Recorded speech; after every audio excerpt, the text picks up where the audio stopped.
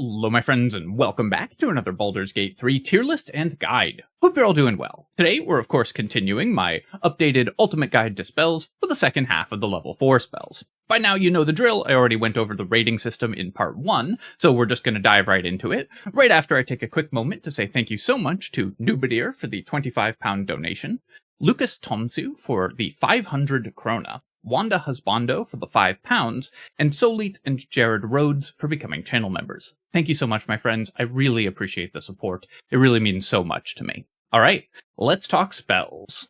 Freedom of Movement. Freedom of Movement is another spell that featured in my recent video, the 5 most underrated spells in Baldur's Gate 3, so for extreme detail on using this spell, you can check out that video. Freedom of Movement is a day-long, non-concentration buff spell that makes the target immune to paralyzed and restrained. So, effects like Entangle or Hold Person simply won't work on a character that has the Freedom of Movement buff on them. In addition to this day-long effect, when you initially cast the spell, it will also break a character out of any stun that's affecting them. This includes a lot of stuns that the game doesn't actually label as a stun specifically, so things like the lethargic effect from having haste expire or having your concentration break on a haste spell will be removed by Freedom of Movement.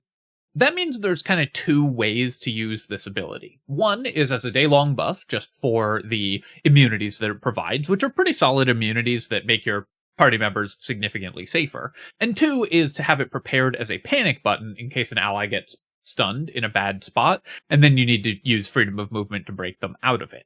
With that usage, it's action neutral because it takes the action of one character, but you regain the action of another character, so you're not really wasting actions in combat casting Freedom of Movement. And of course, if you are early in your adventuring day, you still benefit from the day-long immunities for the rest of the day if you have to use Freedom of Movement to break an ally out of a stun. So you can either cast this at the start of the adventuring day, just get the buffs immediately, or use it to break allies out of stuns. Also, of course, as a day-long non-concentration buff, you can use this from a camp caster, a character that remains at camp, and just get the benefits for free. I'm mostly not considering that for this tier list, as you know, but it is worth mentioning that Freedom of Movement is one of the best spells to cast from a camp caster.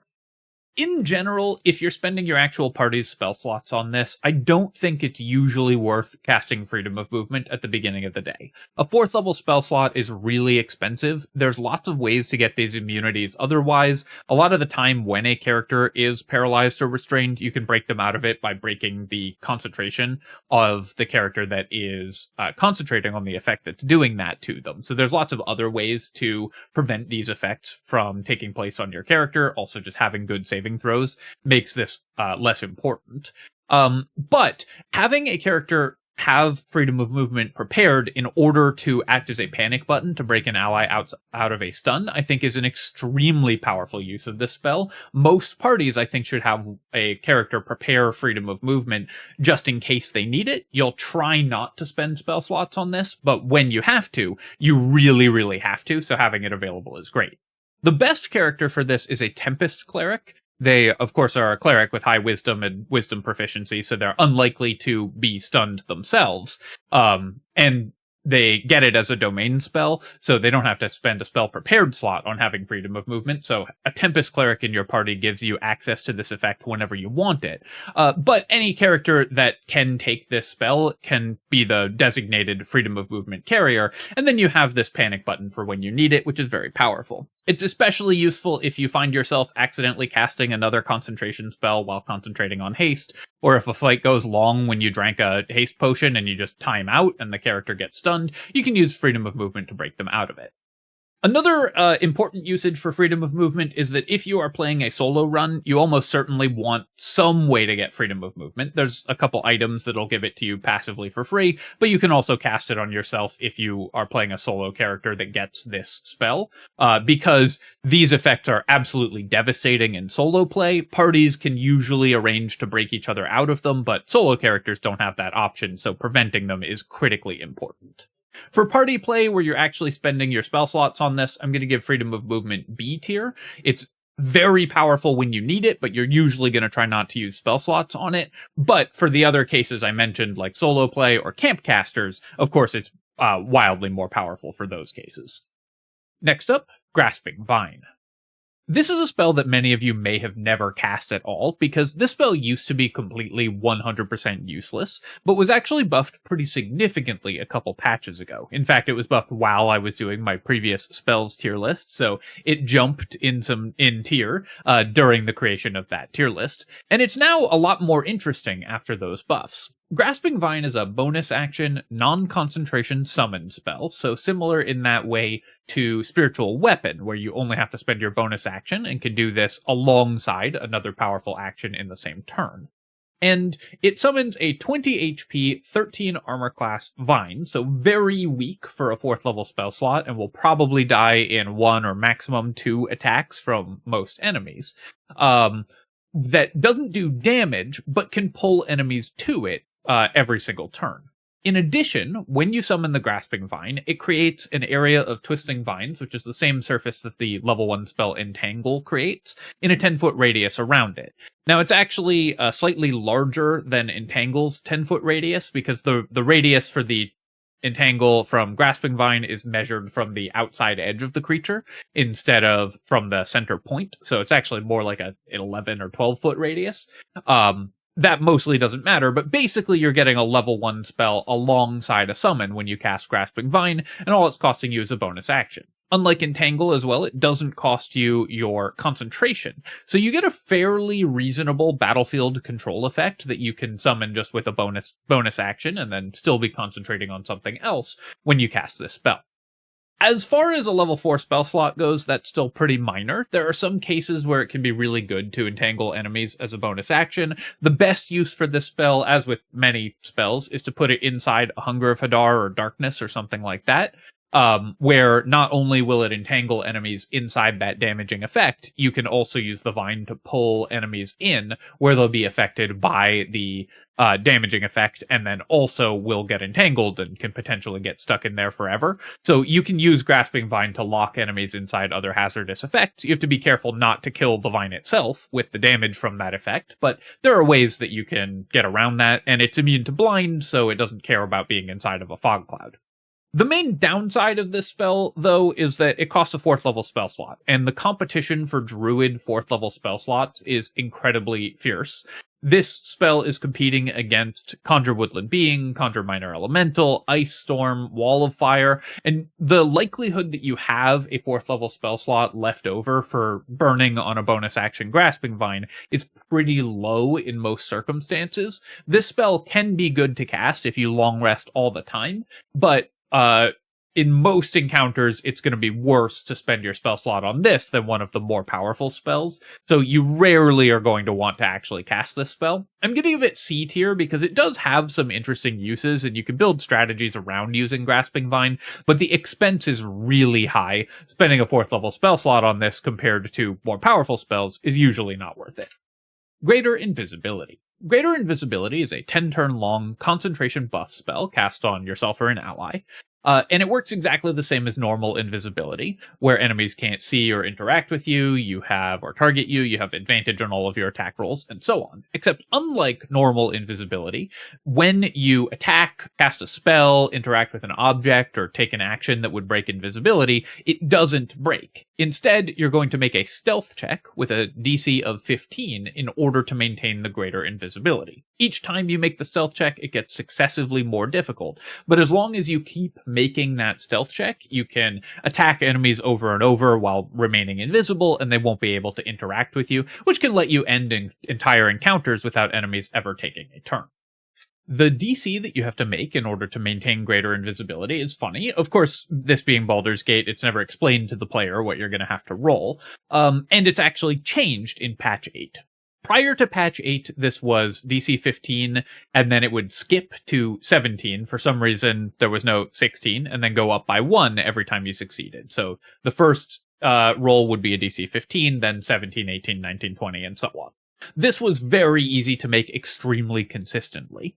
In patch 8, they've changed how the stealth check works. It's actually easier to make now on tactician mode or below because it no longer skips DC 16. So your first stealth check will be a 15, then 16, 17, 18, 19, 20, meaning that you can make a lot of checks very consistently while attacking on tactician mode or lower. On honor mode, they've made it more difficult. It's the DC is 15 plus the square of the number of times that you've succeeded. So it'll be 15, 16, 19, 24, and then 31. I think I'm doing the math right there. And then 40, and so it gets more difficult significantly faster on honor mode. Now, a character who is set up to make these stealth checks can still make them extremely consistently for several checks in a row. If you have stealth expertise, that's going to be +8 to your stealth checks. The spell Pass Without Trace gives you +10, and then 15 dexterity gives you 5 more. So a character set up to make stealth checks, even discounting items and stuff, the minimum you can roll is 24. Conveniently, that's the 4th stealth check that Greater Invisibility asks you to make. So a character set up to succeed on these checks will always get a minimum of 4 attacks before failing the stealth check, and that's only if they roll a fairly low roll on their actual die roll, and will be able to do a lot of damage before enemies can start seeing them. So you can see that if you build around using Greater Invisibility, the spell is absolutely broken. Getting 4 or 5 attacks before combat starts, and then you still get a surprise round after you eventually do fail your stealth check, is incredible, because usually you're going to be able to kill at least one major enemy, and often more than one major enemy, before combat actually begins. And a lot of fights you can end completely without interacting with enemies at all if you build around maximizing your upfront damage and abusing Greater Invisibility. For a character that's not built around having extremely high stealth checks, this is still a very good spell. You'll usually be able to get 1 or 2 attacks for free before combat starts, and then still get a surprise round, which is very, very powerful regardless. So Greater Invisibility is really useful there also. Now, whether this is worth spending a level 4 spell slot on kind of depends on the encounter. In a lot of encounters where you can get the surprise round otherwise, Greater Invisibility is going to work out to basically 2 attacks before combat starts, which is still a lot of damage, but not necessarily worth spending a 4th level spell slot on compared to spending that on a damage or control spell. But in encounters where it is more difficult to get surprise, where you can't just approach stealthed or surprise enemies in another way, Greater Invisibility is both a pretty powerful damage spell, with the potential to be even more powerful if you roll lucky on your stealth checks, and then also triggers a surprise round, which of course is incredibly strong. It does compete a little bit with potions of invisibility and just casting invisibility for surprise rounds, but if you want that effect anyways, the greater version can be really good. There's also some story events where you need to interact with objects in order to progress them, and having greater rather than normal invisibility can help you do that unseen if that's a goal that you have for that particular location or quest or whatever. If you build around this spell, it's one of the most broken things you can do in Baldur's Gate 3. For parties that haven't built around this spell, it's still very solid. I'm going to give it A tier, because for most parties, this is a decent amount of upfront damage and a surprise round, which is very strong but can be gotten other ways. But obviously, if you built your party around abusing this spell to the maximum, then it is kind of free wins in Baldur's Gate 3. I will say, if this is your first playthrough, do not build your party around Greater Invisibility. Just watch a streamer do that playthrough and save yourself a bunch of clicking, because you won't really interact with the game when you're playing that playstyle. But for a player who wants to really play with the AI and experience how weird the game can get when the enemies can't see you, this can be pretty fun. Guardian of Faith. Guardian of Faith is another spell that I talked about in my underrated spells video, so check that out for examples of using this spell in actual play. This is a cleric summon spell, and it creates a creature with 60 hit points and 20 armor class. So it's actually pretty hard to kill at the level at which you get it. A lot of enemies are going to struggle to take this thing down, because 20 AC is still pretty reasonable at this point in the game. When enemies move within 10 feet of this creature, it will automatically try to attack them, which will make them make a dexterity saving throw, or they take 20 damage. And if they succeed on the save, and that's radiant damage, and if they succeed on the save, they'll take half damage. However much damage the Guardian of Faith did, it will then take itself. So if 3 enemies fail on saving throws against it, it will do 60 damage and then dissipate. and it will do less damage if enemies do more than 20 damage when attacking it themselves, because it will then get fewer attacks before it expires. This is a pretty reasonable ratio of spell slot to damage. A level 4 spell slot for 60 damage to 1 or 2 targets is not a terrible ratio if it works out that way. Even spread out across multiple enemies, this can be better than a lot of other 4th level damage spells in terms of the total damage output that it does. But just as a damage spell, this is not that exciting and not really what you're using it for. You're using it because it's a giant creature with good armor class and hit points that enemies will attack, get stuck on, and be unable to move past. Placing this spell in a doorway can completely block the doorway. Putting it where enemies need to pass through will often cause them not to pass through it, so you can really control enemy movement with it. It doesn't take your concentration or anything, so you get the benefits of this spell just by casting it, and then can continue to cast other stuff alongside, such as, for example, Spirit Guardians.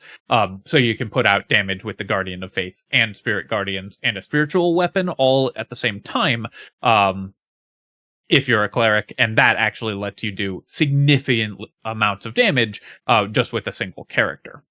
The other thing that the Guardian of Faith has is the hidden passive that it's big. It's just a big burly boy, and so it will fill up a lot of space on the battlefield, and you can put it in a doorway and it will fill even fairly large doorways that your characters themselves might not be able to block enemy movement through, so you can really use this to control enemy spacing and movement pretty significantly.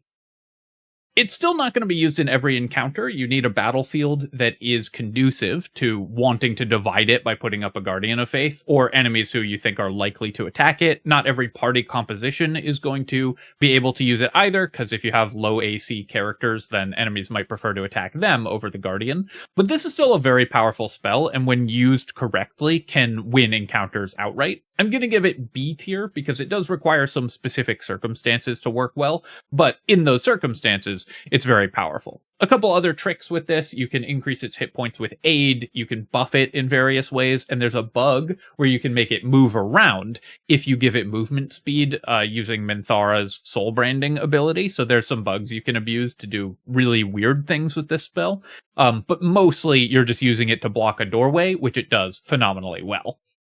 Next up, Ice Storm. Ice Storm is an AoE damage and control spell.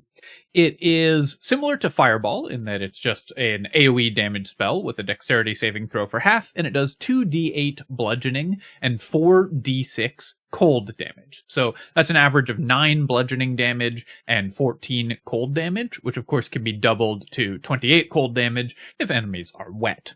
All of that's with a dexterity saving throw for half, so unless enemies are wet, it's going to do less damage than a fireball, and against wet enemies, it's going to do less damage than a lightning bolt, both of which are level 3 spells. So just in terms of the damage output, the spell is not very efficient. It has a 20-foot radius, though, which makes it easier to hit a lot of enemies with Ice Storm than with either of the two third level AoE damage spells. So you can usually get like one extra target, which does make up for the lower damage somewhat, but still you won't be using this spell primarily for the damage. The upside of this spell is that it leaves behind an ice surface, and a non-concentration way to create a 20-foot radius ice surface is very powerful. This is a worse control effect than Sleet Storm, which is a 30-foot radius and will last for 10 turns and will refresh itself every turn, even if it gets melted. But it doesn't require your concentration, so you can use Ice Storm alongside another concentration effect, and that is incredibly useful for characters that want to use control effect, and then also control other parts of the battlefield, or layer control effects on top of one another. Putting down a spike growth and then dropping Ice Storm on top of it, for example, very powerful. Putting down a Hunger of Hadar and dropping Ice Storm on top of it, similarly, very powerful.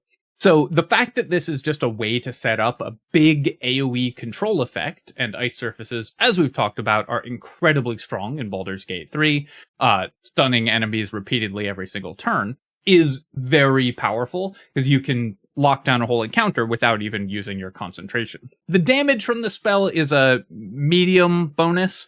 You're mostly not very excited about the amount of damage that it does, but when you're hitting a bunch of enemies with a control effect, adding a little bit of extra damage to that can help. But mostly this is just a 40-foot across ice surface that you can cast without spending concentration on it. And that, in Baldur's Gate 3, is enough to make this spell amazing. I'm going to give it A tier. You'll almost always cast a concentration control spell first, but Ice Storm in a lot of encounters is going to be the best follow-up spell after casting one of those, which means that this spell is going to see a lot of use. Otiluke's Resilient Sphere. This spell can be cast on either allies or enemies and lasts for 3 turns, and effectively removes the target from the game. Whatever creature it's cast on cannot take damage or be affected by things from outside of the sphere, and can't deal damage or affect things outside of the sphere itself. There are a couple minor exceptions to this rule, because you can still move at half speed while in Otiluke's Resilient Sphere. Some creatures that have effects just when they move around the battlefield can still do stuff, but the vast majority of enemies in the game will be effectively removed from the game for 3 turns. You can think of it very similar to Banishment in that it just removes a character from combat until you are finished concentrating on the spell. When cast on an enemy, they get a dexterity saving throw to negate the effect, and it can't be cast on huge or larger creatures, so some enemies are immune to the effects of Resilient Sphere, but you can use it very similarly to a dexterity targeting Banishment. For the most part, that's not very exciting. Banishment is already a niche spell and useful mostly because it targets Charisma, which is often a very low saving throw. There are fewer enemies whose dexterity saves are significantly worse than their other saves than there are enemies with really low charisma saves, though they do exist, so against some very specific enemies, Resilient Sphere can be good. But in general, the fact that it targets dexterity is going to make it significantly worse than Banishment, and also the limitations on what enemies it can target removes some of the most dangerous enemies in the game, because some of the most dangerous enemies are big, from possibilities for affecting with Resilient Sphere. So as an offensive spell, this is okay. It's very niche. And generally speaking, Banishment is going to be sufficient for a niche single target removed from the game effect. And most of the time, you're still going to prefer to hit them with other crowd control spells. There's a lot of, if dexterity saves are weak on a creature, Sleet Storm will usually remove them from the fight and also affect the rest of the encounter as well. So Resilient Sphere is rarely going to be the best tool for the job. Where the spell is more useful is when cast on an ally. There's no saving throw, and when an ally is in danger, either a party member or much more frequently an NPC ally, removing them from the fight for 3 turns can keep them alive. There's a lot of encounters in the game where you have to keep an NPC alive just for a couple turns, and the AI is not good at self-preservation, so NPC allies will charge into the middle of huge piles of enemies. Putting them in a hamster ball for 3 turns can really help keep them alive. So Otiluke's Resilient Sphere is useful for those encounters. Typically, you're not going to cast it on enemies, although it can happen, but using it to save an ally in a bad spot, in particular, there's a couple fights in Act 2 where this is really powerful, can make the Resilient Sphere pretty useful. I'm going to give it C tier because it only comes up, I think, like 2 or 3 times in the game, but when it does, it is a pretty nice tool for the job. Next up, Phantasmal Killer. Phantasmal Killer is a single target damage over time and disable spell. You target a creature with it, and for 10 turns, they cannot move and take 4d10 psychic damage every turn. However, this requires your concentration, and enemies get a wisdom save when you initially target them with the spell, which if they succeed, it does nothing.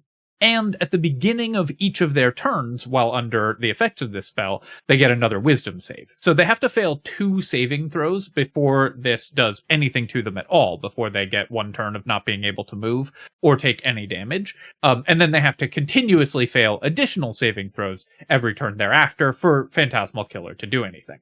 As a single target concentration disable spell, that doesn't even fully prevent enemies from doing stuff. A melee enemy, of course, who's feared is much less of a threat, but by the time you're casting 4th level spells, even some melee enemies will have a lot of ranged options, so it won't completely take them out of combat. The fact that it requires 2 saving throws before it does anything definitely makes this spell significantly worse. For a wizard, to whom this spell is mostly available, this spell is just not very exciting. A 4th level spell slot is a very valuable resource, and spending it on a spell that's unreliable and honestly not even that exciting if it does land, fear and some damage over time. The damage isn't bad, but a little bit of damage over time just are not really what you want to be spending your 4th level spell slots on when you could be instead shutting down an entire encounter, and wizards have lots of great options to duplicate this effect in a superior way. So they usually will not want to cast Phantasmal Killer. However, in patch 8, this spell did get a little bit of new life, because it is available also to Hexblade Warlocks.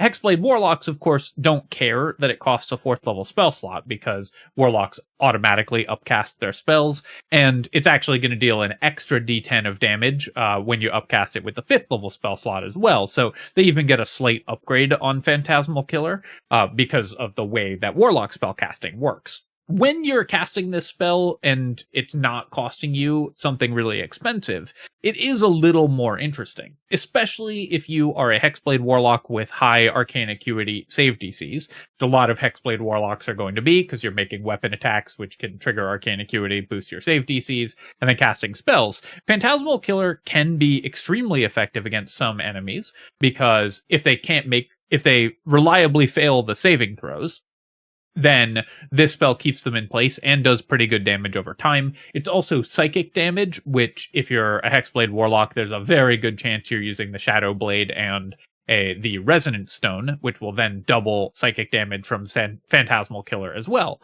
So there's some synergy there.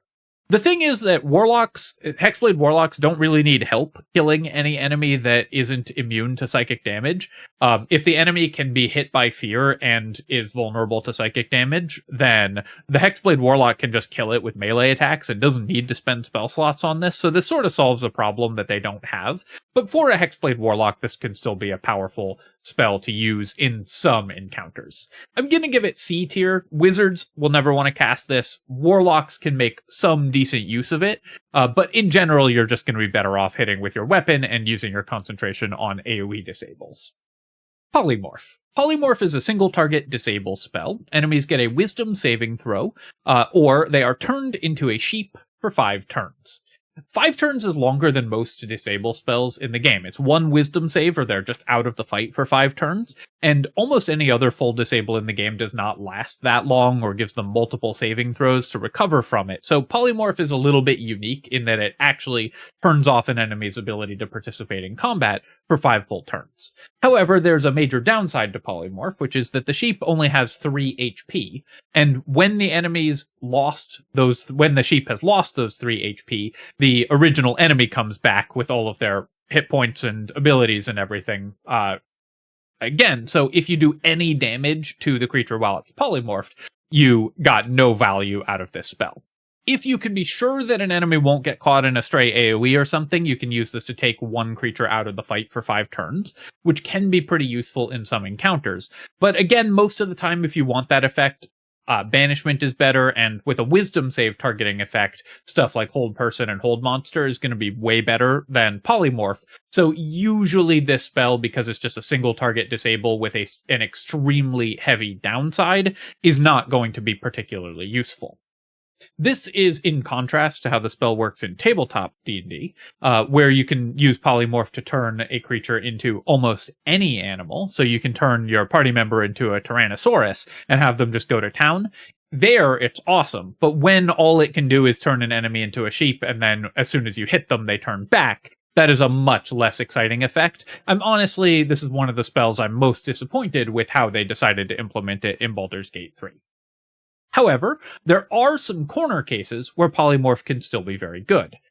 It does actually turn the enemy fully into a sheep, and they take on the properties of being a sheep, including its size and weight. So enemies that are too large to move otherwise, you can pick up and throw while they're in sheep form, you can shove them around. Even enemies who are completely immune to forced movement lose that when they're in sheep form, so you can use it to move enemies who otherwise can't be moved at all.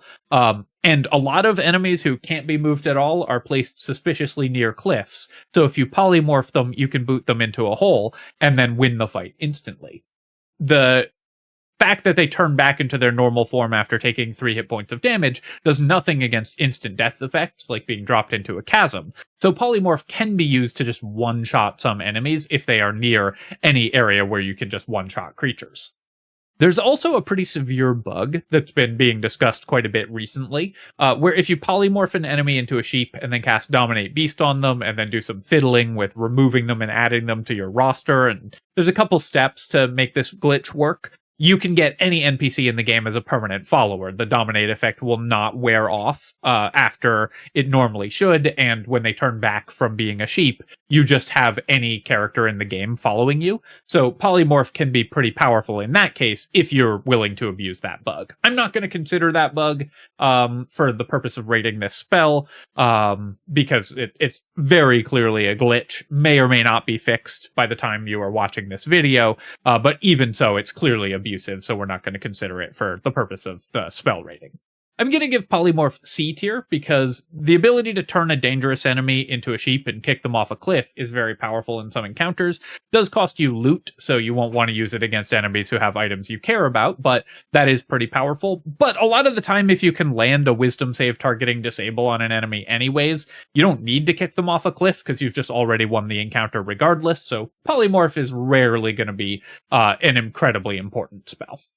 Next up, Staggering Smite. This is a new spell that was added in patch 8, or rather it existed in the game previously, but was only available to 2 specific NPCs, couldn't be used by players at all, but as of patch 8 is now available to Hexblade Warlocks.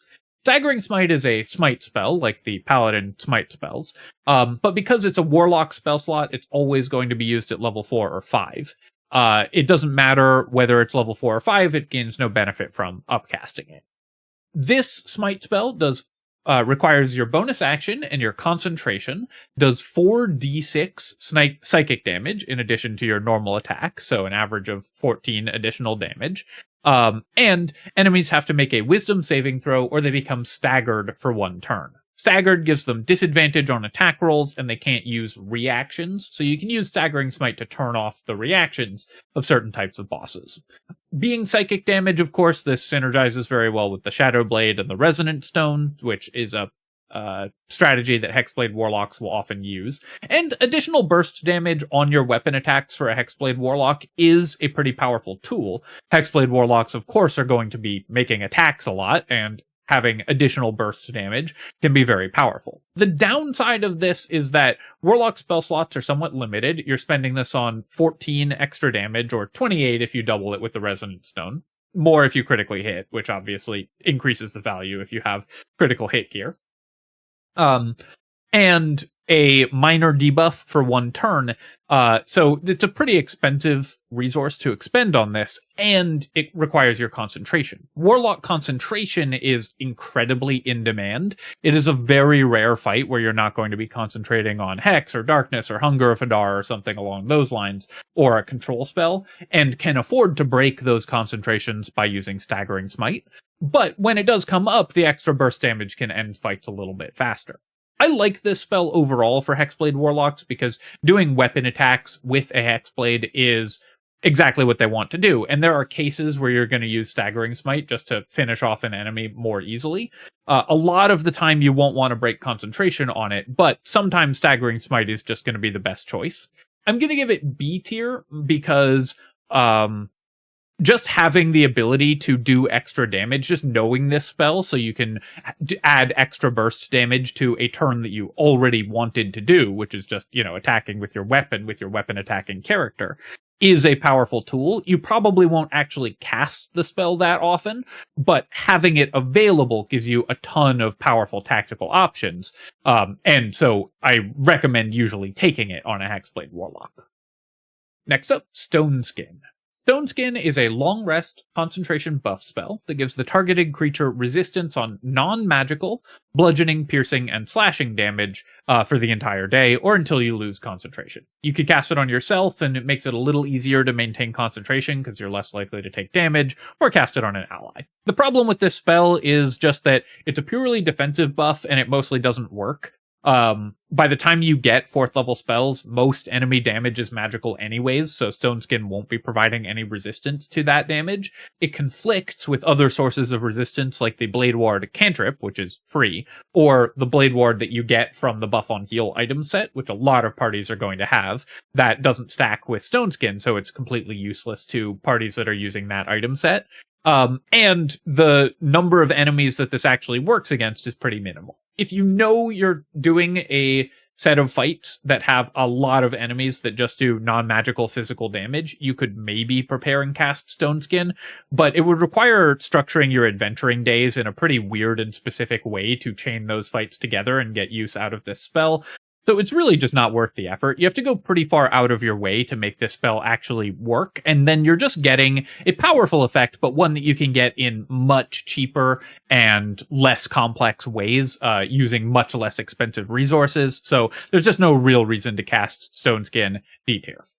And finally, for the 4th level spells, Wall of Fire. Wall of Fire is a ground-targeting AoE damage spell, and it's the first of the wall spells, which you draw between 2 points and make a straight line between those 2 points. It does 5d8 fire damage to enemies who are in it when you initially cast it, with a dexterity saving throw for half, and then also does that damage again to enemies who enter it on their turn, or end their turn inside it after already having started their turn in the Wall of Fire. So if enemies stay inside it, they'll take 5d8 damage every turn. If they walk into it, they'll immediately take damage, and when you cast it on top of them, they'll immediately take damage. Baldur's Gate weirdly uses different timing rules for ground-targeted damage spells. This one, the damage happens at the end of their turn, so you won't get to double dip on the damage before enemies take their turn, but 5d8 fire damage is still a pretty significant amount of damage to do in a big AoE, especially because it's relatively easy to place these wall spells where you can hit multiple enemies.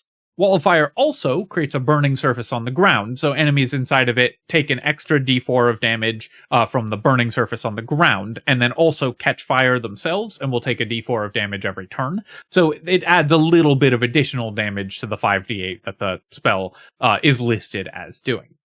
There's a couple subtleties with using Wall of Fire. One is that the targeting on wall spells in Baldur's Gate 3 is kind of janky. A lot of terrain will interrupt it that you wouldn't think would. Any difference in height, even like a single step, will often interrupt the walls. A lamppost or really thin pillar will interrupt the walls, and you'll have to draw around it. Even some objects on the ground, like barrels and stuff like that the wall would normally just destroy, will still interrupt targeting. So the targeting can be a little fiddly, but you can usually hit a lot of enemies with this spell. It has up to 120 foot length in terms of how long you can make the line, but each endpoint has to be within 60 feet of the character. So the only way you could actually get that 120-foot line is if you drew it directly over the top of yourself. Most of the time you're going to end up with a Wall of Fire that's like 30 or 40 feet long. There's two ways to make this spell incredible. One is when you're in an open area, so you can make a big long line, and enemies are coming towards you. Melee enemies will have to walk through the Wall of Fire to get to you if you block off the arena or divide the arena in half, and they'll take tons of damage on their way to you. And that can kill weaker enemies very easily. In particular in Act 2, which is when you're going to get this spell, there's a lot of encounters that are just a bunch of weak melee enemies running in a straight line directly at you, and Wall of Fire just eats those encounters for breakfast, ending them instantly. Another amazing way to use Wall of Fire is if there is a hallway or long corridor in a combat arena, you could put it lengthwise down the hallway and force enemies to take 3 or 4 turns running through the Wall of Fire to get to you, and then they're going to take an enormous amount of damage on the way. Finally, of course, if you can keep enemies inside of it, like, say, stacking Wall of Fire and Evert's Black Tentacles, then enemies are going to take consistent damage turn over turn. So there's a couple types of encounters where enemies have to move towards you that Wall of Fire just single-handedly wins outright. And you can also use this just on top of enemies that can't move, or enemies that you're holding in place with another control effect to deal excellent turn-over-turn damage. Concentrating on Wall of Fire when an enemy is stuck inside it, or several of them, is some of the most efficient damage output that a character can do. And of course, they can keep using their other actions while they're maintaining concentration on this spell. Wall of Fire is also a great way to start combats. It's a good way to surprise enemies, because the enemies who are surprised will end their turn, will just end their first turn, so they will take double damage from the Wall of Fire before they get a turn. If you cast Wall of Fire on top of them, because they'll take the initial damage, then they'll pass their turn during the surprise round and take the damage again. So Wall of Fire is an excellent way to begin combats from invisibility, and a great thing, or from hiding, and a great thing to concentrate on as those combats go longer. A couple other fun tricks with Wall of Fire. You can put it under a banished enemy where they're about to return, and they'll take 10d8 fire damage plus the 2d4 of burning damage before they get to act again, because they'll take it when they come back and then at the end of their turn that they pass. And an Evocation Wizard, because it's an Evocation spell, Evocation Wizards are immune to the damage of Evocation spells, so you can stand inside your own Wall of Fire safely. You aren't immune to the damage from the burning surface, but if you are wet or have enough damage reduction to ignore the 1d4 damage, then you can just stand completely safely inside your own Wall of Fire, which makes you basically immune to melee enemies. So there's a couple like fun little tricks that you can do with this spell, but just by default, this spell is just very good. It does excellent damage. There's some encounters that it just wins outright, and even in other encounters, it's just a great thing to concentrate on. A lot of the time, you would rather use a control spell than a damage spell, so you won't use this in every fight, but Wall of Fire is just a very good spell. A tier for Wall of Fire. Alright, my friends, that is the 4th level spells. 4th level spells are really interesting, I think.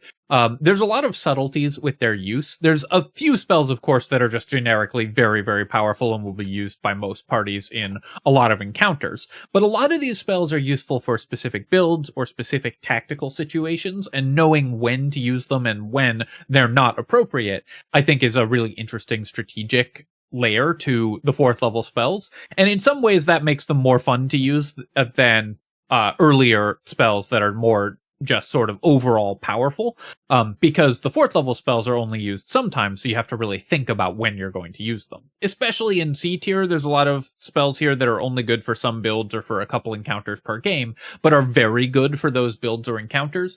And in B tier, there's a lot of spells that you're going to sub in for more generically useful spells when the situation is right for them, and they'll be very good in those situations, which is exactly the type of side-graded tactical option that I think is cool in a strategy game like Baldur's Gate 3.